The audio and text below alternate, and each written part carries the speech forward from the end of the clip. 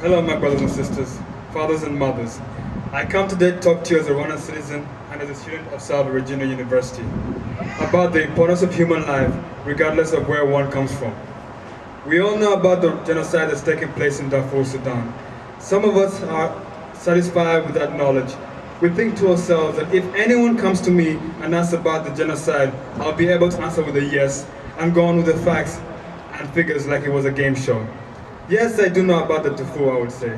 It is estimated that 400,000 people have been killed, 2.5 million have been displaced, and 3.5 million people are hungry. After singing out the facts, we returned back to our daily routine. I used to be like that. I used to be proud of knowing what's happening around the world, be able to repeat what I heard on the news. This all changed one day though, when I was on the bus ride to Uganda. I have this custom where I get out of my comfort zone and have a conversation with a stranger. On this trip, I started talking to a young Rwandese university student who was sitting in front of me.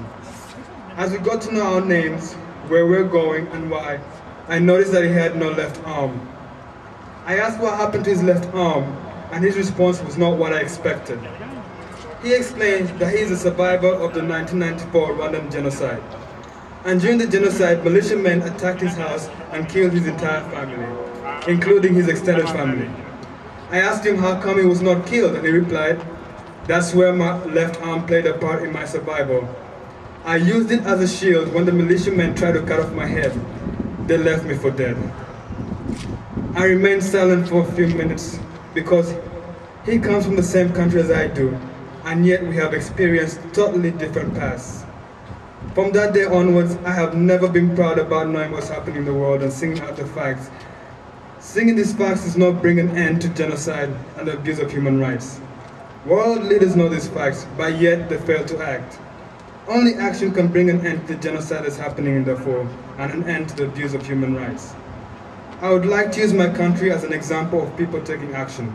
As you all know that Rwanda experienced a genocide of its own in 1994, where 1 million people were killed. My nation knows how it feels to wait every day for international help, while the world stands by, not stands by, I mean sits by. We know the causes of genocide and the way it develops. We in Rwanda have a lot that we can share with our African brothers in terms of causes and effects of genocide.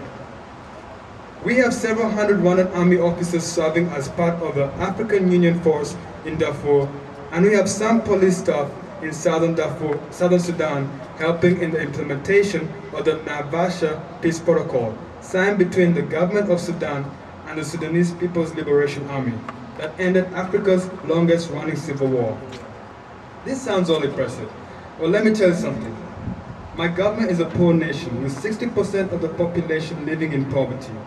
We do not have the necessary financial support to put a stop to the Darfur genocide. Regardless of the level of wealth in our country, we value the importance of human life, and poverty must not be an excuse to keep us from doing what is right. All of this fuels my determination to take action for Darfur and the prevention of future genocides. As one person, I want to take action. I want to do something to make a difference.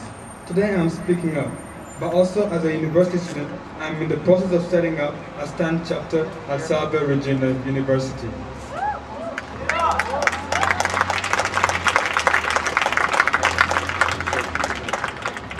The purpose of stand at SALVE Regina would be to raise awareness through education and action, to promote understanding of our responsibilities as individuals, and to have a respect for human life.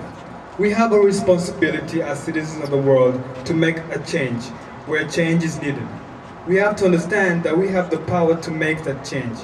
We might be a small group, but it's not about the number, it's about what we do that will make that change. I would like to remind everybody about something that you have that the rest of the world envies: your freedom. With this freedom comes rights. I urge you to use your rights as citizens of a free nation to help the people of Darfur obtain their freedom and their right to live. You will always have excuses for not getting involved, and what I say is, excuses are weapons that you hand to the perpetrators of genocide.